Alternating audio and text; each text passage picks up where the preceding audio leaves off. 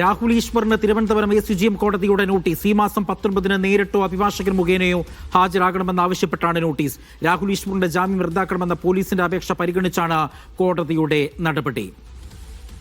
Sijo V ജോണുണ്ട് വിവരങ്ങൾ നൽകാൻ. സിജോ, വിശദാംശം. ിനെതിരെ പരാതി നൽകിയ അതിജീവിതയുടെ വ്യക്തിപരമായ വിവരങ്ങൾ സമൂഹ മാധ്യമങ്ങളിലൂടെ പങ്കുവച്ചെന്ന കേസിലാണ് രാഹുൽ ഈശ്വറിനെ നേരത്തെ അറസ്റ്റ് ചെയ്തിരുന്നത്. 16 ദിവസത്തിന് ശേഷമാണ് ജയിൽ മോചിതനാകുകയും ചെയ്തിരുന്നത്. കർശന ജാമ്യവ്യവസ്ഥയോടെയായിരുന്നു അന്ന് കോടതി ജാമ്യം അനുവദിക്കുകയും ചെയ്തിരുന്നത്. അതിനുശേഷമാണ് രാഹുൽ ഈശ്വർ ഒരു വീഡിയോ ചെയ്യുന്നത്. അത് ഈ രാഹുൽ മാങ്കൂട്ടത്തിലെ വിഷയത്തിൽ തന്നെയാണ്.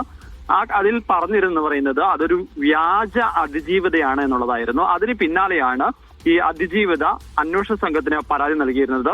പിന്നീട് അന്വേഷണ സംഘം ഇത് ജാമ്യ വ്യവസ്ഥകളുടെ ലംഘനമാണെന്ന് ചൂണ്ടിക്കാണിച്ചുകൊണ്ടാണ് കോടതിയെ സമീപിച്ചിരുന്നത്. ഇത് പരിഗണിച്ചുകൊണ്ട് രാഹുൽ ഈശ്വറിന്റെ ജാമ്യം റദ്ദാക്കണമെന്നൊരു ആവശ്യം മുന്നോട്ട് വെക്കുകയും ചെയ്തിരുന്നു. ഇതിലാണ് ഇപ്പോൾ തീരുമാനം വന്നിരിക്കുന്നത്. 19-ാം തീയതി രാഹുൽ ഈശ്വരോ അല്ലെങ്കിൽ നേരിട്ടോ അല്ലെങ്കിൽ അഭിഭാഷകൻ മുഖേനയോ ഹാജരാകാനാണ് ഇപ്പോൾ കോടതി നിർദ്ദേശം നൽകിയിരിക്കുന്നത്. ഇനി രാഹുൽ ഈശ്വറിന്റെ വാദം കൂടി കേൾക്കും. അതിനുശേഷമായിരിക്കും ഇക്കാര്യത്തിൽ ഒരു അന്തിമ തീരുമാനമെടുക്കുക. എന്തായാലും രാഹുൽ ഈശ്വറിന് കുറച്ച് കുരുക്ക് വരികയാണെന്നുള്ളത് നമുക്ക് പറയേണ്ടി വരും. കാരണം ഇത് പരിഗണിച്ചുകൊണ്ട് നോട്ടീസ് നൽകിയിട്ടുണ്ട്. ഇനി ഇത് വിശദമായി പരിശോധിച്ചതിന് ശേഷം ജാമ്യവ്യവസ്ഥകളുടെ ലംഘനമാണെന്നുണ്ടെങ്കിൽ സ്വാഭാവികമായും ജാമ്യം റദ്ദാക്കപ്പെടുന്ന സാഹചര്യത്തിലേക്ക് പോകും. അങ്ങനെ സംഭവിച്ചാൽ വീണ്ടും രാഹുൽ ഈശ്വർ അഴിക്കുള്ളിലേക്ക് പോകേണ്ട ഒരു സാഹചര്യമാണ് ഉണ്ടാകുക.